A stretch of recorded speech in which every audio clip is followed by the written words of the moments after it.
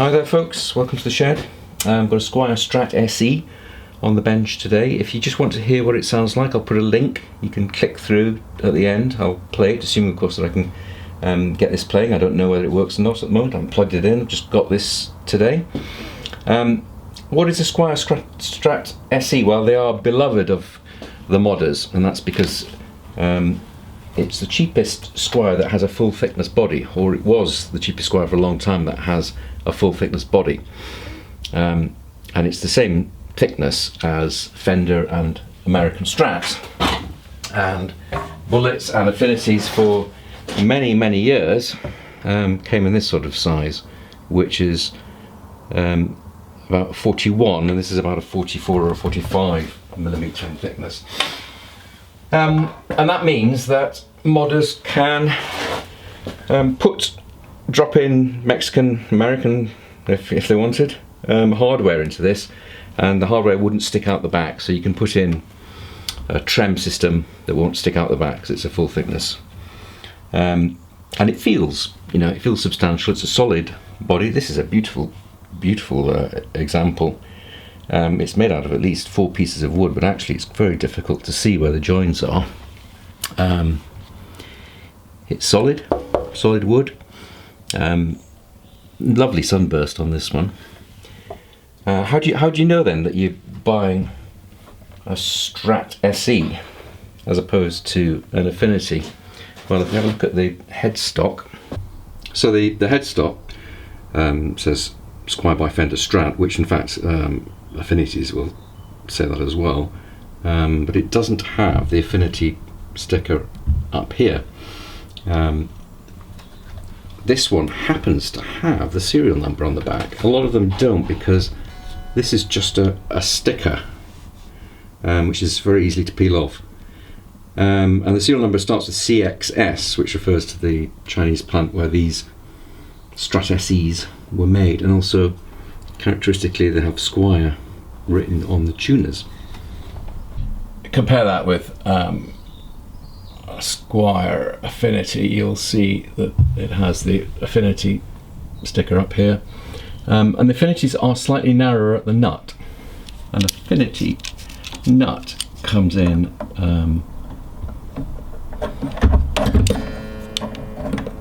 at about coming at 41. So that the nuts on these SE come in at 42, as opposed to the Affinity nuts, which are about 41. So there we go. So the Squier SEs have got a full thickness body, but they're not the only Squiers at the budget end of the Squier second-hand guitar market to have full thickness bodies. And how can you tell when you're looking at an internet listing of a guitar whether or not it's going to have a full thickness body? Well, the presence of 22 frets is a good indicator that a Squier will have a full thickness body, and you can tell that quite easily by seeing an extra fret below the last dot marker. Squiers from the mid to late 1990s with 22 frets will all have full thickness bodies. From 2000 onwards, the only Squiers that continued at the budget end of the Squier range with full thickness bodies were the Squier Standard and Squier SE. So these two Squier Affinities look very similar, but the one on the top has got 22 frets. It's from 1996, which was the first year that Squier were branding their guitars as Affinities. The one on the bottom is a Squier Affinity from the early 2000s. It's got 21 frets and it's got a thin body. Not that there's anything wrong with the thin body, of course. They're very lightweight and lovely guitars in their own right. Unfortunately, the situation isn't quite straightforward with the Squier SEs, because not all Squier SEs will have 22 frets, and the one on the bench today has got 21 frets but has a full thickness body. Apparently it depends on which part of the world you live in, because in different markets some of the necks came with 21 frets, some of them came with 22 frets. So whilst the presence of 22 frets is a good indicator that the Squier will have a full thickness body, the presence of 21 frets doesn't mean to say that it won't have a full thickness body. If it's a Squier SE, then it will have a full thickness body. If it's an Affinity, it won't have a full thickness body. That is until 2000, when Squier again have started making affinities with full thickness bodies, but it'll take a while for those to percolate down through the second-hand market.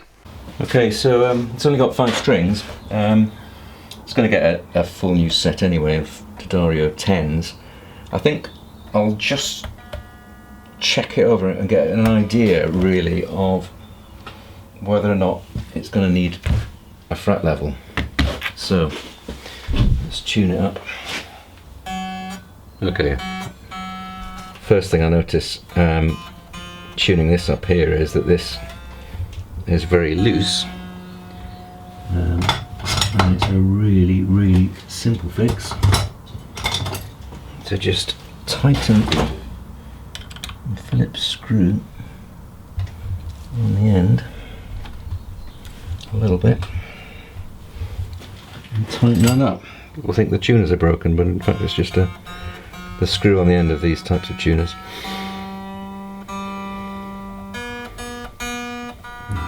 That one as well. Release.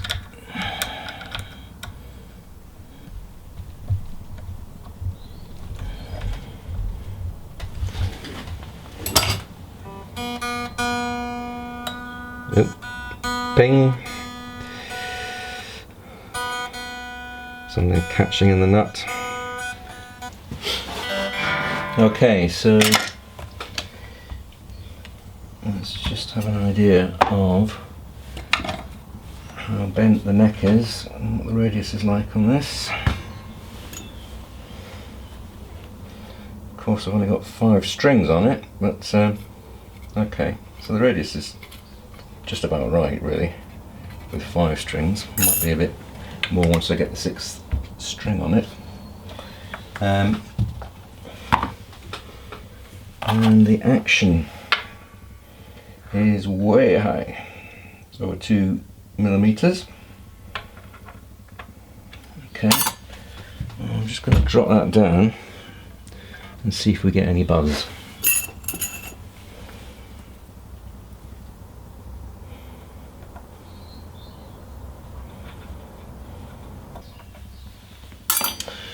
So I'm not doing anything with the trem at the moment. I noticed that it's just very slightly floating with 5 strings as it is at the moment, but we'll do a proper setup later on. Okay, so that's 1 3/4. Let's just get this down a bit further. Okay, so we're down to 1.5 millimeters. I need to tune again.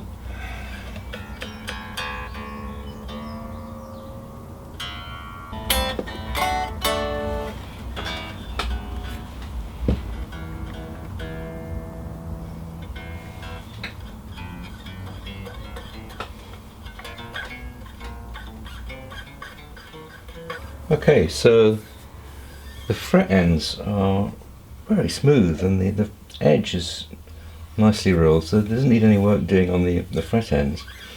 Don't know if somebody's worked on this before, and it's certainly not because they've played it a lot, because there's really no sign of any fret wear at all.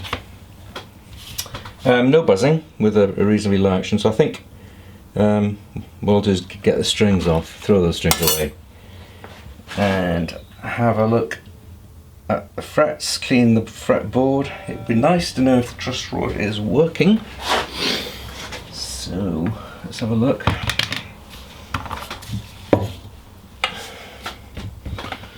So it should be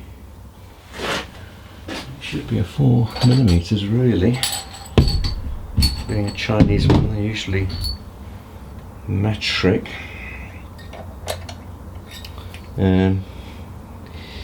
Okay, a slight issue here that the string tree rather limits your access. Even I think I'm going to struggle even using a ball ended. So as irritating as it is, I think the string tree is going to have to come off to do that. There's a little bit of play actually on that. Don't know whether it's because I'm not hitting it at a right angle, or whether in fact can't surely be imperial. You never know with.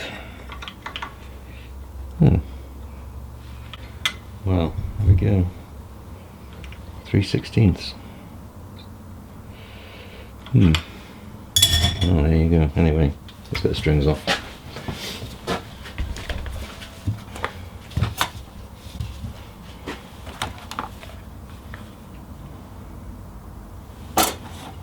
You can tell I'm not a professional because I keep leaning over the guitar to pick up power tools, which no professional would ever do, because you risk, of course, dropping your tools on your guitar.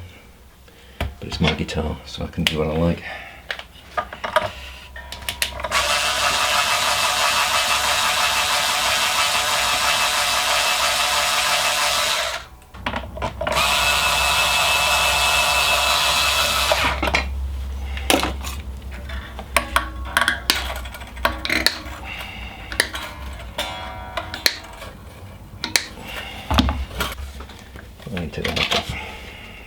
Never use power tools on a guitar unless it's your own. And you can do what you like.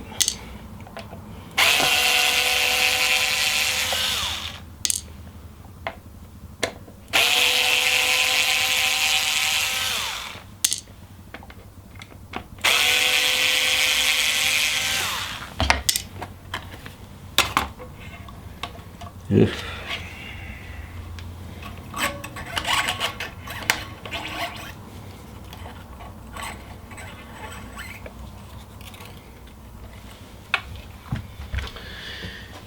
Okay, strings off. Without any strings, the neck is flat. It's nice to know. Of course, what I forgot to do is check the electrics, but might have been an idea to do that before I took the strings off. But and some hum. Oh.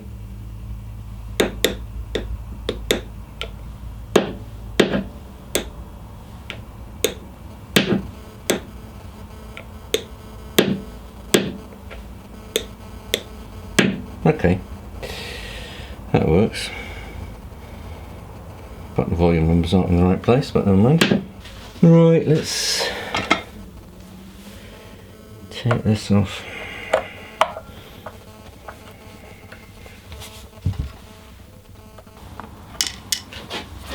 I still feel this should be metric. 4mm, that's for sure. It'll be 3/16.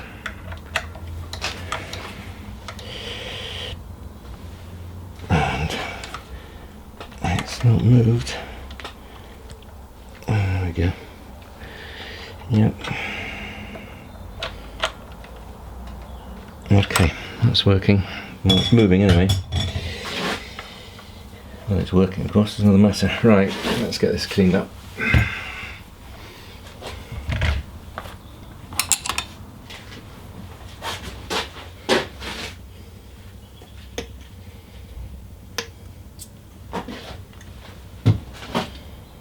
So I'm going to clean the fretboard with naphtha, otherwise known as lighter fluid. It's a good idea not to smoke a cigarette whilst you're doing this, otherwise you'll end up doing a Jimi Hendrix.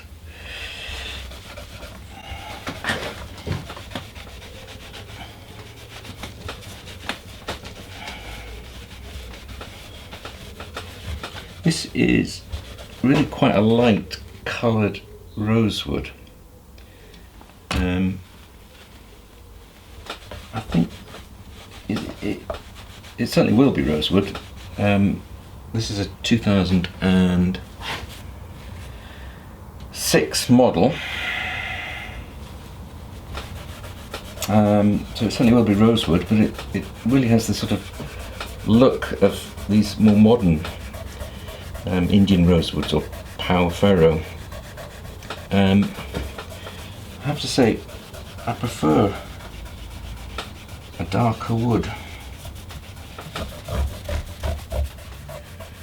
I think I might do something about that. Might stain that. That would be an idea, wouldn't it? I'm using furniture polish. If it's good enough for your furniture, it's good enough for a guitar. And really, these poly finishes are so thick you can. Well, it's difficult to do any damage to a poly finish.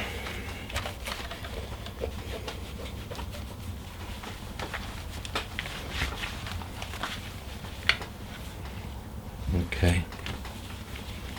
Whilst I'm here, I'm just going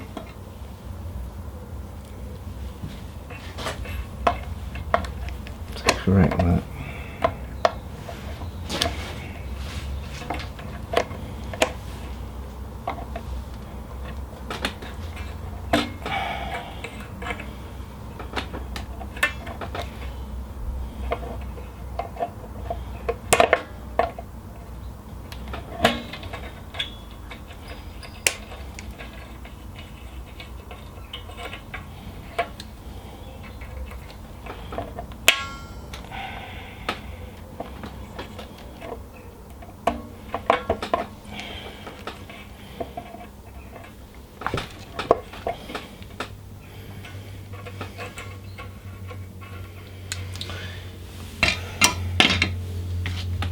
Okay, I'm going to darken this fretboard. Okay, I'm going to use some Monte Presso from Monte's guitars, which is it's a relic wax, which is got dark pigment dye in it, but it will soak into the wood. It won't end up on your fingers when you're playing, and it does quite a good job of darkening up fretboard.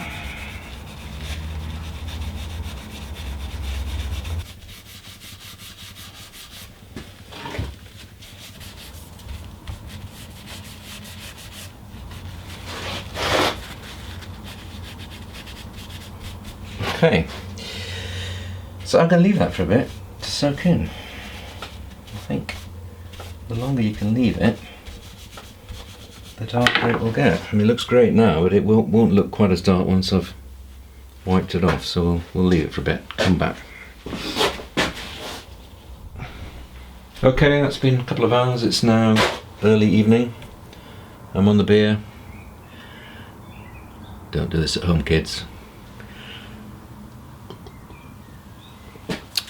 Right. It's looking nice and dark anyway, but let's see what happens when we wipe it off.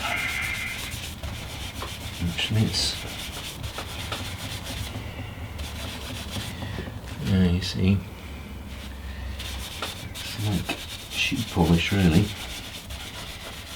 but it soaks in, so when you're playing this, it won't leave your fingers dirty. I think that looks quite good actually.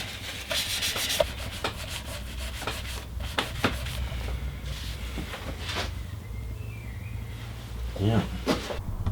Okay, that's looking pretty good.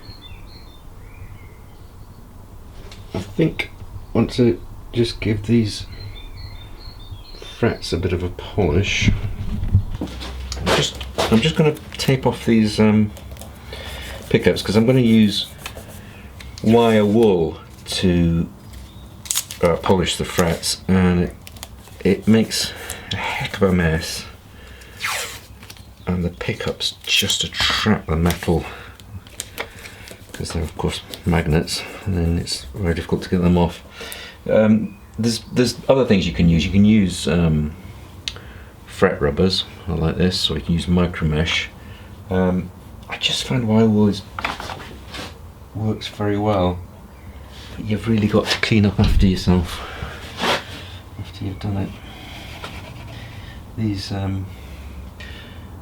fretboard protectors are very good. Saves you having to mask up the whole of the fretboard.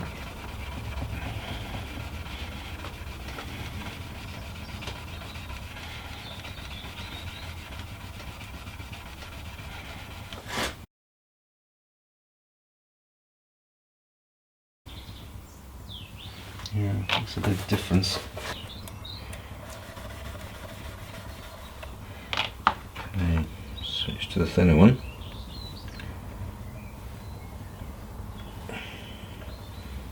Make sure I don't rub the border.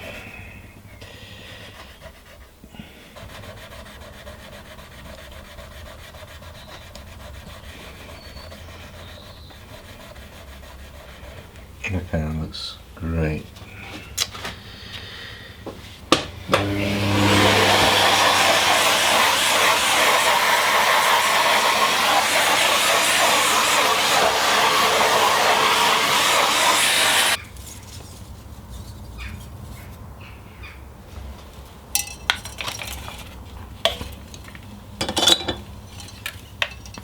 Now the other issue with second-hand guitars is that they never have the trem bar. Everybody loses the trem bar. I don't know where they go.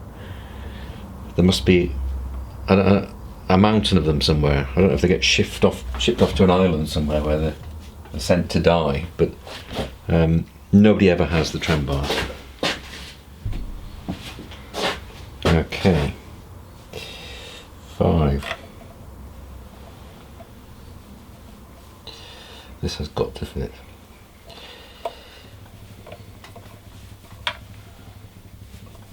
Why does that feel... Oh, it's a heck of a mess in there. What on earth is in there? I wonder if somebody's been putting... what I do actually is putting plumber's tape on them to stop them from wobbling around. Ooh. Yeah, something came out.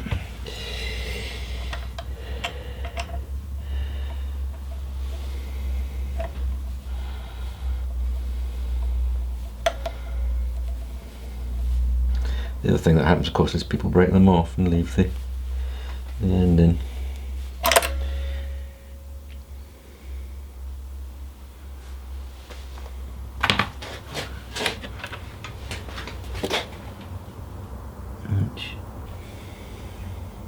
Yeah, I think somebody's threaded this, unfortunately.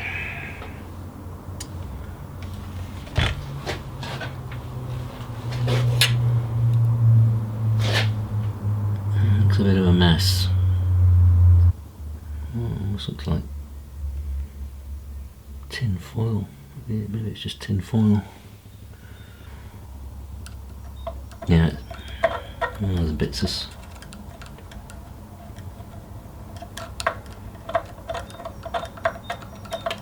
metal, whether it's tin foil or threaded.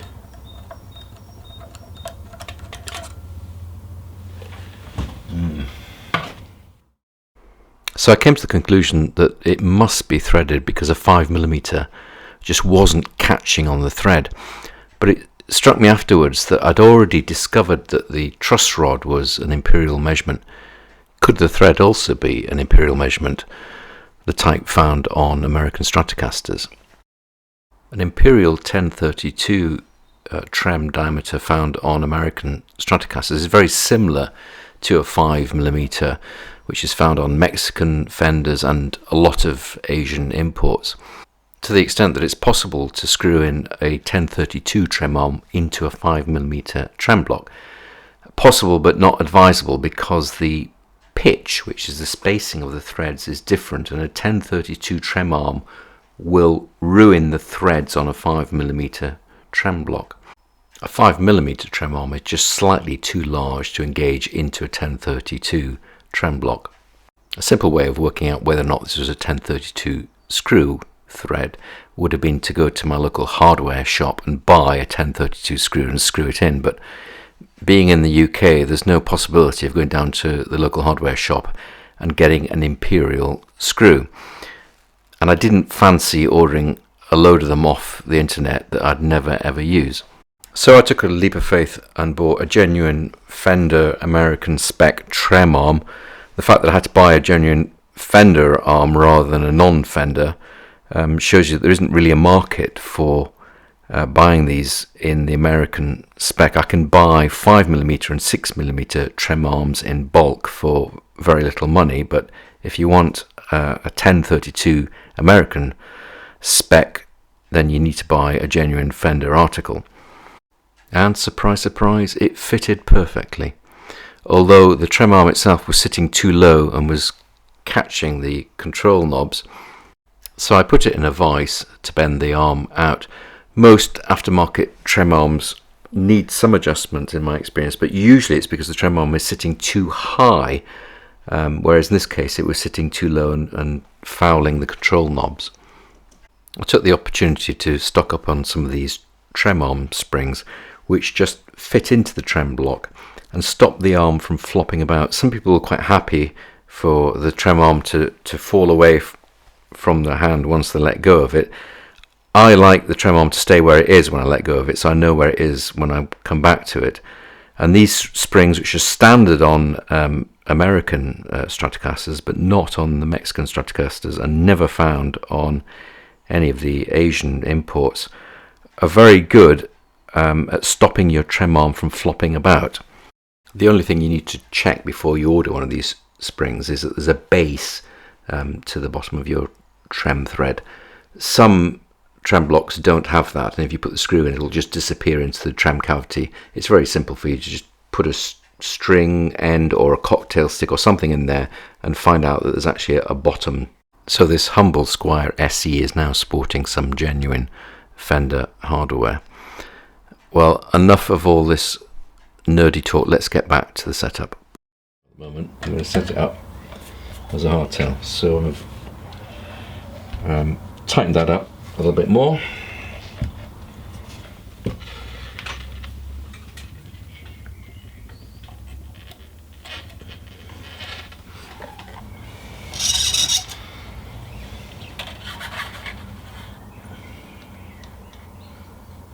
Everybody has their own way of stringing up a guitar, and everybody's way is always the best.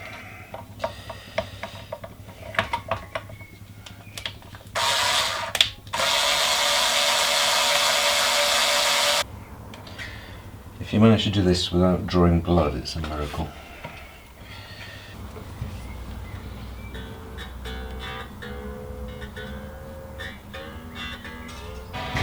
So, nearly in tune. Just give them a bit of a stretch. It won't be in tune.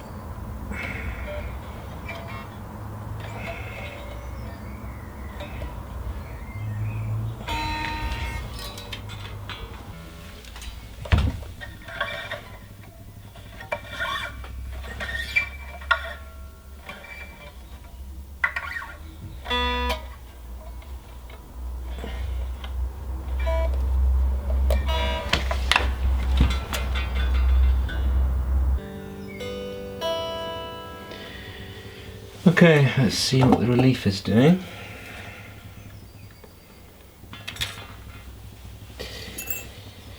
This is, what is this? 0.3 millimeters. Okay, it's too high. There's bags of room there. I did loosen that just right, so I need to tighten it up a bit now.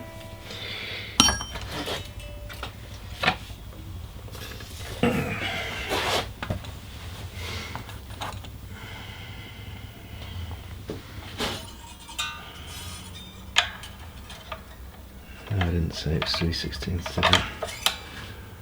What did I say? Was it 3/16?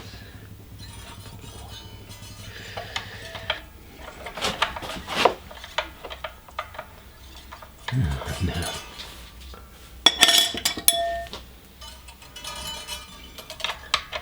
Yeah. Yep. We have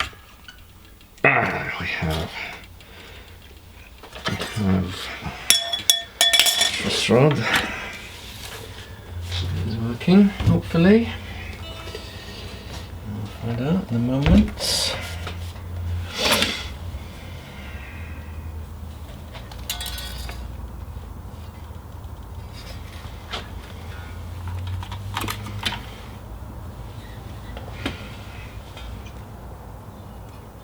Yep.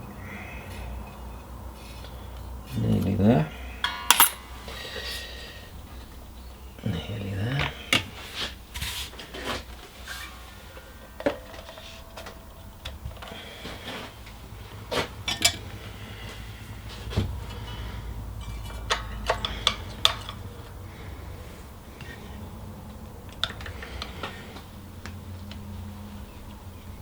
Just a quarter turn. Should do it.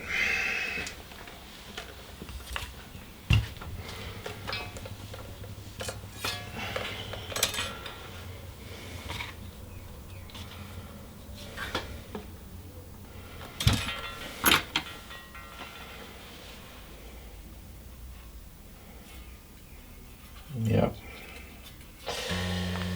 Happy with that.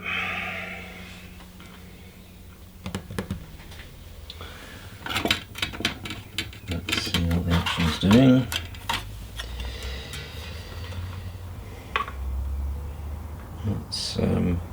That's about one. A little low, it's good. One, less one, but high. That's because I didn't lower the saddles before, because we didn't have an E string before, so yeah, I can see that. Sky high. So it's okay to lower the action without taking the string tension off, but if you're raising the action, you should really take the tension off the strings, otherwise you risk stripping the grub screws.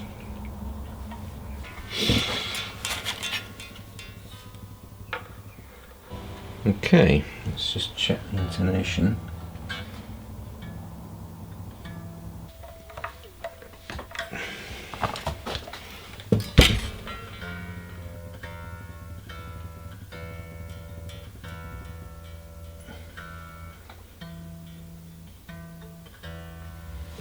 Okay,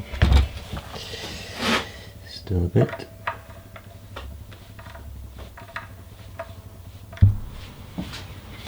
Okay, so that's it intonated.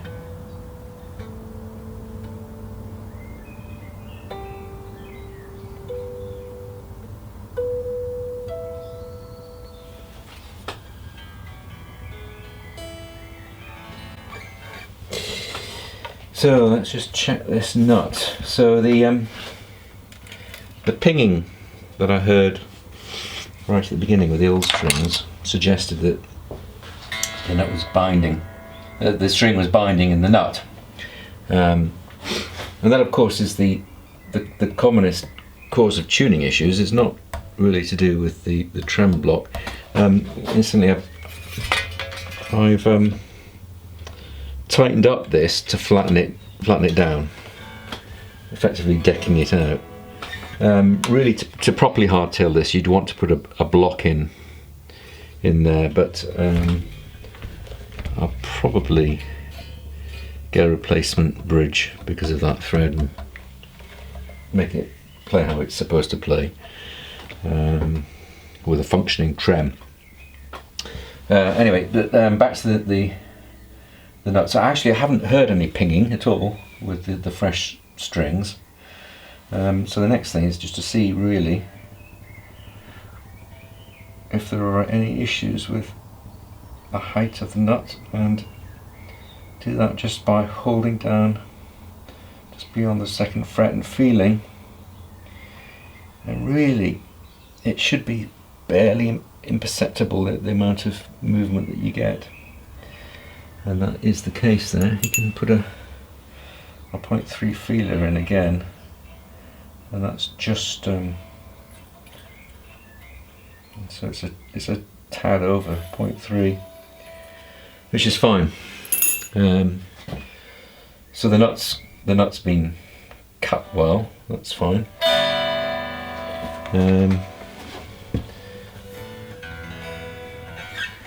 The thing now is to check if there's any buzzing.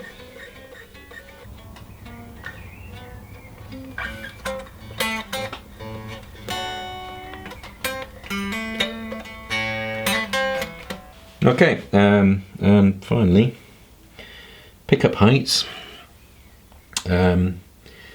StuMac will sell you a tool which you can just slide on the string and get the height into the right sort of ballpark, or you can make your own. So I've ground this brass nail down to about 2mm.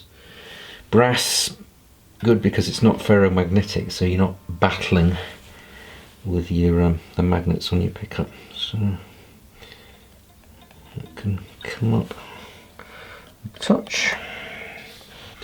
Okay, the other thing is, I want really the numbers to be registering 10 when they're on maximum. So I'll pop the buttons off.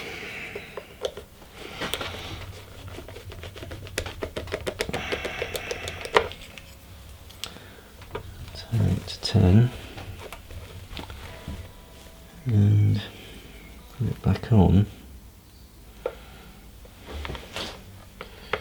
And then the 10 is pointing up at you. And line them up.